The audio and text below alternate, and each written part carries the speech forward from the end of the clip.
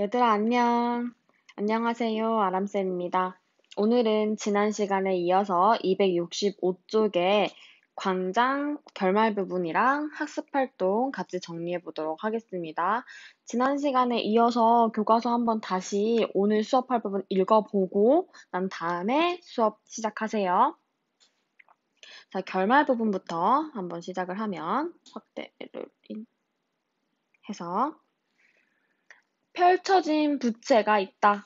하면서 이제 여기에 나오는 펼쳐진 부채가 또 중요한 소재인데 여기에 나오는 이 펼쳐진 부채는 뭘 의미하는 거냐면 명준의 삶을 상징적으로 나타내는 소재라고 정리할 수 있을 것 같아요. 그 이유는 뒤에 부분을 읽어보면 알 수 있습니다. 같이 정리를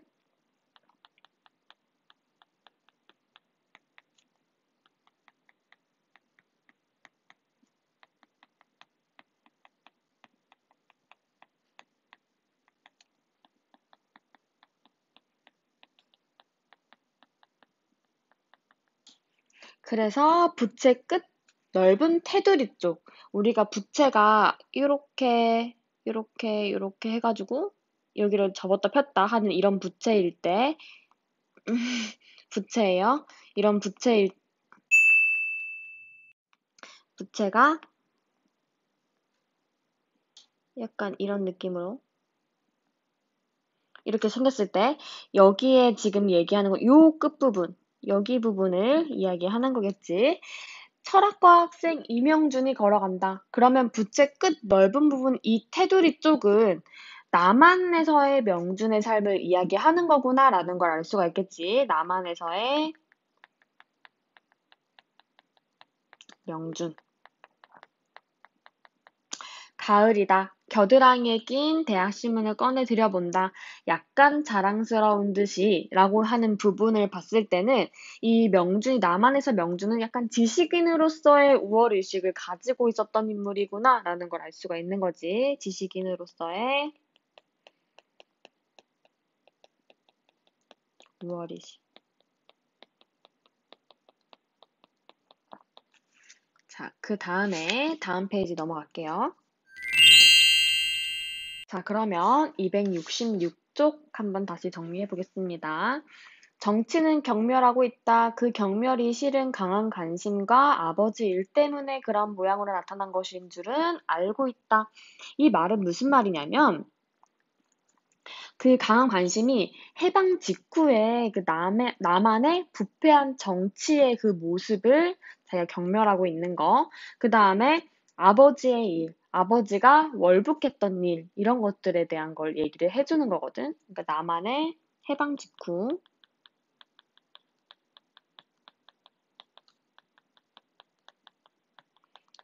남한의 부패한 정치 모습,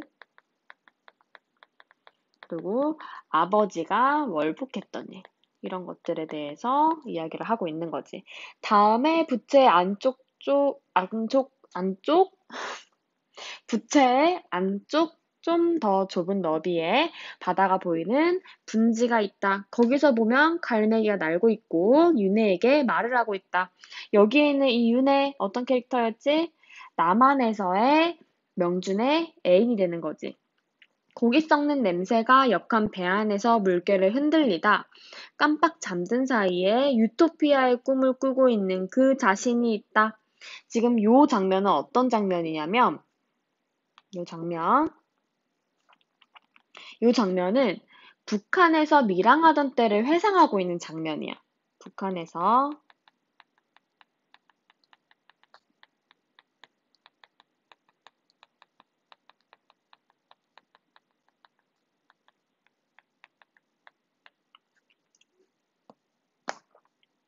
회상하고 있는 장면.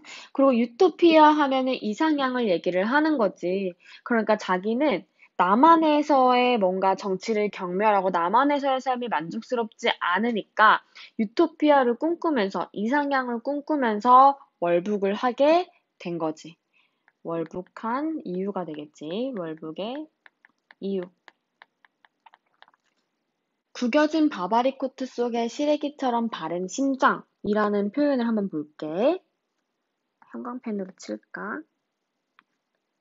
구겨진 바바리 코트 속에 시래기처럼 바른 심장. 지금 심장을 수식하고 있는 표현을 보면 구겨져 있다고 하고 시래기처럼 이런 표현을 봤을 때 명주는 원래 이상향을 꿈꾸면서 월북을 했는데 자기가 직접 북한에 가서 살아보니까 생각했던 것과 달라서 실망한 거지. 그럼 자기가 생각했던 것과 다른 북한의 실망한 모습을 이렇게 표현을 한 것 같아. 실망한 거지, 북한에 정작 와보니까. 은혜가 기다리는 하숙으로 돌아가고 있는 9월의 어느 저녁이 있다. 여기에 있는 이 은혜라는 캐릭터는 북한에서의 명준의 애인이 되겠지. 도어에 뒤통수를 부딪히면서 악마도 되지 못한 자기를 언제까지나 웃고 있는 그가 있다. 여기에 있는 이 웃고 있는, 아니 이미 북한의 현실에 실망한 내용이 나와 있는데 정말 행복해서 웃고 있는 게 아니라 여기서는 비웃음을 이야기를 하고 있는 거겠지. 북한에서의 삶에 적응하지 못한 자신의 모습을 비웃고 있는 거야. 자기를 왜 비웃어? 북한에서 적응하지 못한 자신을 비웃고 있는 거라고 정리할 수 있겠지. 그의 삶의 터는 부채꼴, 넓은 데서 점점 안으로 오므라들고 있었다. 지금 보면 이 부채의 이미지를 생각해봐. 부채꼴이 이렇게 이 모양으로 생겨 있는데 넓은 데서 점점 안쪽으로 오므라들고 있다는 거니까 명준의 삶이 점점 이렇게 뭔가 척박해지고 있는, 희망이 점점 줄어들고 있는 그런 모습을 이렇게 비유적으로 나타내고 있는 거겠지.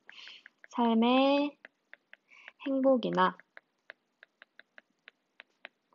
희망이 점점 줄고 있는 모양을 얘기를 하는 거고. 마지막으로 은혜와 둘이 안고 뒹굴던 동굴이 그 부채꼴 위에 있다. 여기서 있는 이 장면은 앞부분 줄거리에서 언급했던 건데 전쟁 중에 은혜와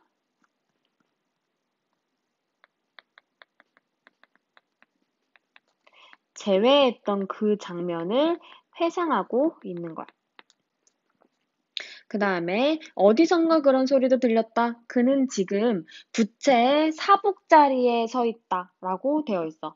여기에는 이 사복자리, 뭘 이야기하는 거냐면 요거 옆부분 보면은 알겠지만 그 부채, 아까 다시 여기 부채 있는 거 다시 활용할게요. 부채가 이렇게 있는데 부채에 보면은 접었다 폈다 하는데 여기에는 요 부분을 얘기하는 거야. 거기에 뭔가 딱 콩 하고 이렇게 돌적이가 박혀 있잖아. 그 부분을 사복자리로, 가장 얇은 그 부분을 사복자리라고 하는 거지.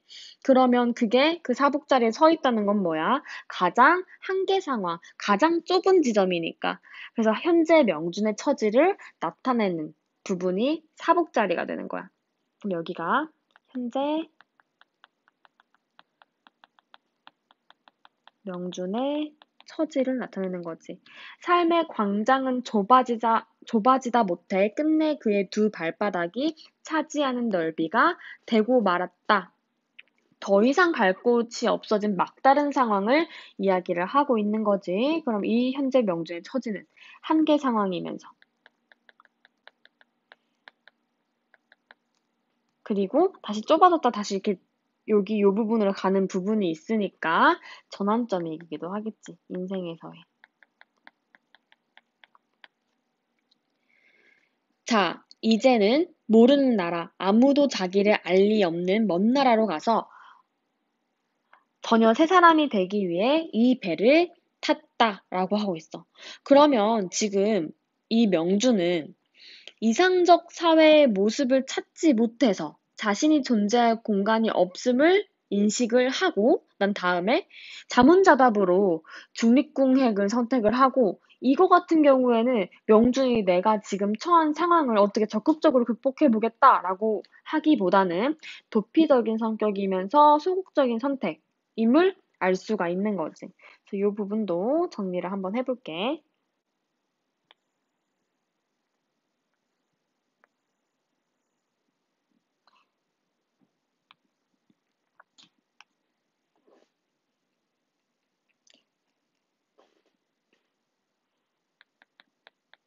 아이고.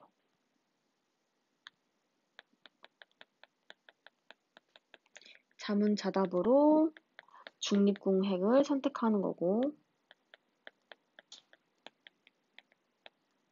이거는 다시 말해서 명준의 도피적 성격, 그리고 소극적인 선택이라는 거. 그리고 사실은 과거에 대한 부정이기도 하겠지.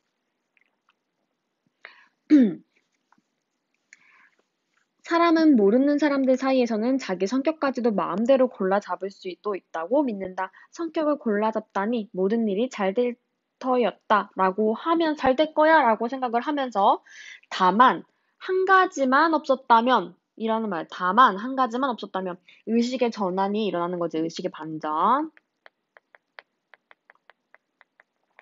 두 마리의 새들을 방금까지 알아보지 못한 것이었다. 그럼 여기에 있는 이 두 마리의 새를 다시 한번 정리를 하면 되겠지. 두 마리의 새.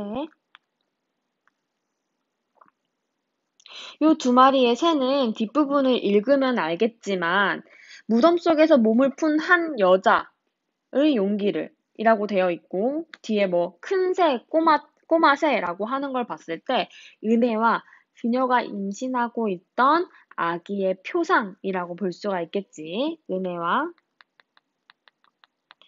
딸을 표상한 것이라고 볼 수 있을 것 같아. 돌아서서 마스트를 올려본다. 그들은 보이지 않는다. 여기 있는 그들, 이 두 마리의 새들 이야기하는 거지. 바다를 본다. 큰 새와 꼬마 새, 은혜와 자기의 딸을 이야기하는 거지. 바다, 그녀들이 마음껏 날아다니는 광장을 명주는 처음 알아본다. 그러면 여기에 마음껏 날아다니는 광장, 바다, 이 공간 다시 한번 정리해 볼게. 자, 요 공간 같은 경우에는 사랑하는 이와 함께 할 수 있는 사랑과 자유가 충만한 공간으로 정리할 수 있겠지. 사랑과 자유.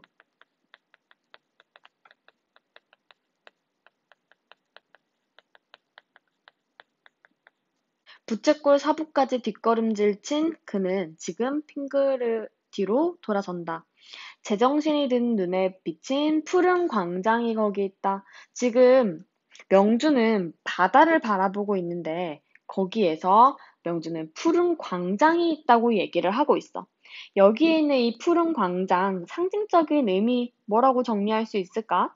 그치? 명준이 그렇게 찾고 싶었던 이상적인 공간이 여기에 있었다고 볼 수가 있겠지. 명주는 남에서도 자기가 참된 공간을 찾으려고 했고, 북에서도 유토피아를 찾으려고 했지만, 결국 찾지 못했잖아. 그 남과 북에서 찾고자 했던 그 참된 공간이 여기에 있다고 볼 수가 있겠지. 이상적인 공간으로 볼 수 있을 것 같아. 이 이상적 공간은 아까 얘기했던 사랑과 자유가 충만한 공간이고, 이념의 갈등도 있지 않고, 아이고,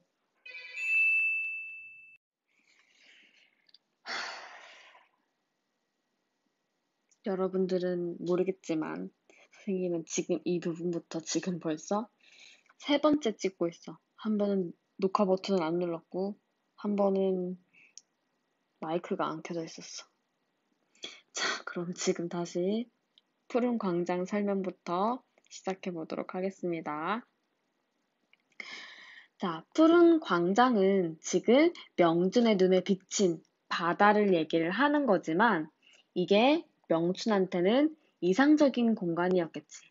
남한과 북한에서도 어디서도 찾을 수 없었던 그 공간을 푸른 광장이라고 얘기를 하고 있으면서 이념적 갈등도 없고 사랑과 자유가 충만하고 그 다음에 개인적 삶과 사회적 삶이 공존되어 있는 그런 이상적인 공간으로 생각하시고 정리를 하세요. 자, 자기가 무엇에 홀려 있음을 깨닫는다. 요 문단에서는 명준이 바다새들을 은혜와 자신의 딸로 인식하게 되었다는 거가 나와 있는 문단인데, 여기 중간에 보면은 여태껏 알아보지 못하고 숨바꼭질하고 피하러 총으로 쏘려고까지 한 일, 이거는 선상에서 바다새를 처음 봤을 때 명준이 감시자로 인식하고 불안감을 느꼈던 그 장면을 다시 회상을 하고 있는 장면이라고 생각을 하면 돼. 자, 넘어갈게요. 267쪽에 거울 속에 비친 남자는 활짝 웃고 있었다. 자, 거울 속에 비친 남자 누구 이야기하는 거야? 명준 얘기하는 거지? 명준이 활짝 웃고 있는 거야. 왜 기뻐하고 있는 거지? 앞에서 얘기했던 이상적 공간, 푸른 광장 발견했기 때문에 그 광장을 발견하고 기쁨을 느끼고 있는 거지. 석방자가 한 사람 행방불명 됐습니다. 행방불명이 됐대. 누가? 미스터리가 행방불명이 됐다고 얘기를 해주고 있어. 자, 그럼 이 맥락을 봤을 때 우리는 알 수가 있는 거지. 어떤 사실을 알 수 있어? 명준이 바다에 투신했다는 거를 알 수가 있지. 어떻게 우리는 근데 이걸 알 수 있었어? 직접적으로 서술자가 이야기해주는 게 아니라 제3자의 제3자의 말을 통해 간접적으로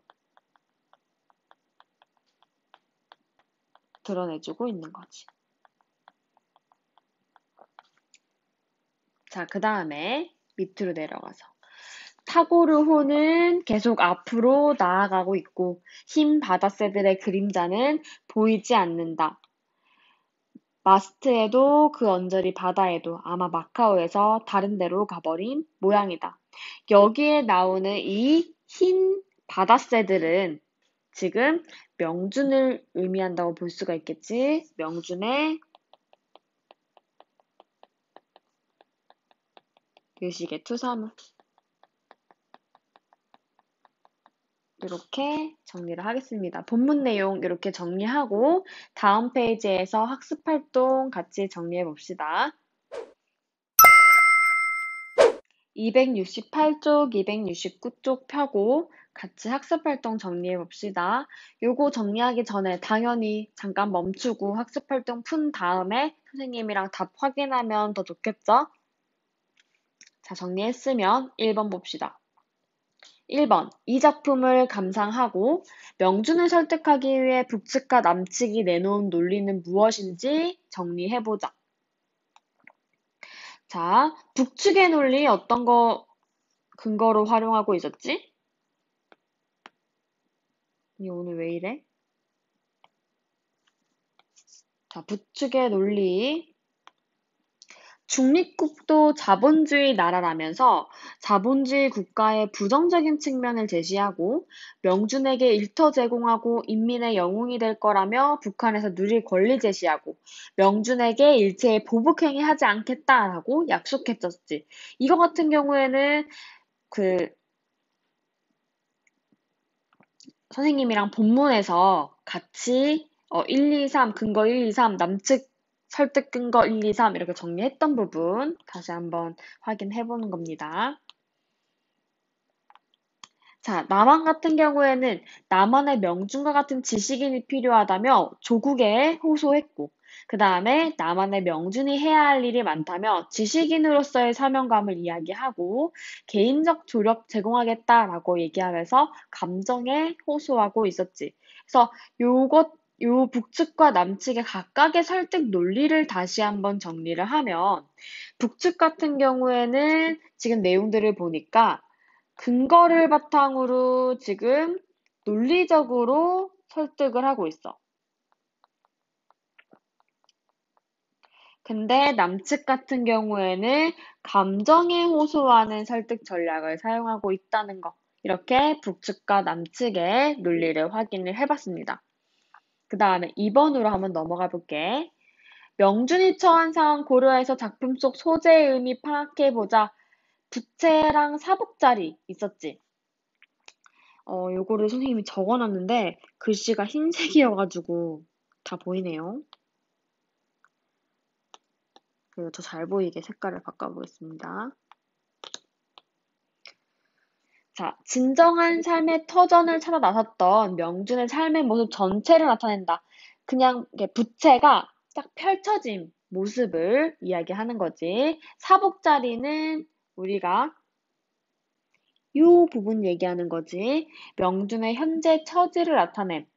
더 이상 물러설 수 없는 삶의 극한점이자 새로운 삶을 모색할 수밖에 없는 인식의 전환점을 의미하고 있다. 이 펼쳐진 부채의 모습이 명준의 그 삶의 모습을 나타내서 요 부분은 요 가장자리 넓은 부분 대학 시절에 남한에서의 삶을 이야기하고 있는 부분이었고 요 중간 부분은 월북 이후의 삶을 이야기하고 있었고 그 다음에 여기에는 체제 선택을 강요받을 때를 이야기하는 거고 그 다음에 요 부분은 중립국행 배에서의 모습을 얘기를 하는 거지. 그리고 마지막 여기 끝부분 같은 경우에는 명준의 죽음을 의미하는 거야.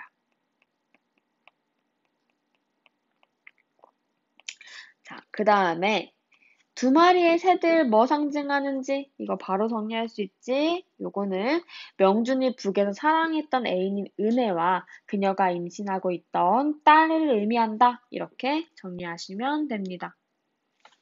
3번. 다음은 이 작품의 서문이다. 이를 참고하여 작품의 제목인 광장의 의미를 밀실과 비교해서 생각해 보자. 자, 본문 내용 한번 여기 보기박스 한번 볼게요. 광장은 대중의 밀실이면서 밀실은 괴인의 광장이래. 아이고. 자, 그래서 그 밑에 설명을 보면 인간은 두 가지 공간의 어느 한쪽에 가둬버릴 때 그는 살 수 없다. 그럴 때 광장의 폭동에 피가 흐르고 밀실에서 광란의 부르짖음이 새어 나온다. 그러면 결과적으로 이야기하는 거는 잠깐만. 광장과 밀실은 서로 꼭 공존해야 한다는 거를 이야기해주고 있는 거지. 그래서 뒤에 부분을 보면은 분수가 터지고부터 한몫 끼기를 원하며까지는 광장의 필요성을 그리고 개인애부터 시간을 원한다까지는 밀실의 필요성을 각각 이야기를 해주고 있는데 이 광장의 의미와 밀실의 의미를 비교해서 선생님이랑 한번 같이 정리를 해보도록 하겠습니다. 자, 요 내용 한번 보면 이렇게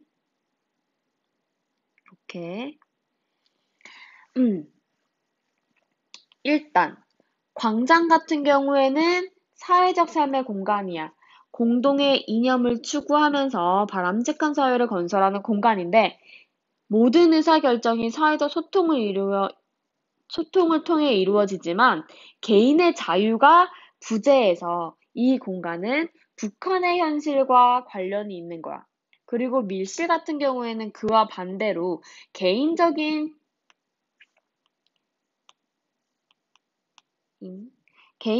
삶의 공간이면서 개인이 삶의 행복을 추구하고 사랑을 나누며 자신의 역량을 키우는 공간이야. 잠깐만. 겉으로는 자유가 넘치는 듯하나 사회적 소통이 결여가 돼서 이 공간은 나만의 현실과 관련이 있는 공간이다라고 정리할 수가 있겠지. 그래서 이 두 공간은 공존해야지 의미가 있는데 각각만 각자 존재하는 거는 사실은 부정적인 공간으로서 기능하는 거겠지. 그래서 명주는 광장과 밀실이 조화롭게 공존하는 사회를 꿈꾼 거야. 그래서 명주는 남한과 북한 어디도 선택하지 않고 어딜 결과적으로 선택을 하게 되는 거지? 명주의 선택은 첫 번째로 선택했던 공간은 중립국이고 왜냐하면 이념의 갈등이 없는 공간이니까. 두 번째로 명준이 최종으로 선택했던 공간은 바다지. 아까 우리가 선생님이 푸른 광장에서 구체적으로 설명을 했었는데, 어쨌든 명준이 이데올로기의 대립에서 시달리다가 벗어난 공간이면서 광장과 밀실이 개인적 삶과 사회적 삶이 공존하는 참된 공간이고 사랑, 자유 모두 있는 공간인 거지. 그래서 명준은 북한과 남한 어디도 선택하지 않고 중립국, 바다를 선택을 하게 됐던 거야. 그러면 결과적으로 명준이 남한과 북한을 선택하지 않고 중립국가 바다를 선택했다는 점에서 결과적으로는 남한과 북한의 정치 현실을 비판한다고 볼 수도 있겠지.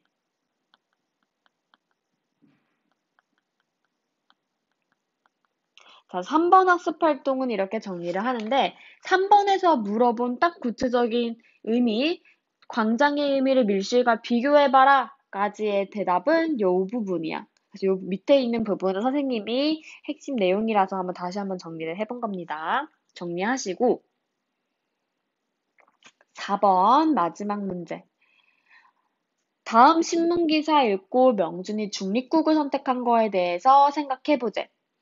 요 내용 한번 읽어보면 알겠지만 명준이 선택한 이유, 중립국 선택한 이유 뭘까요?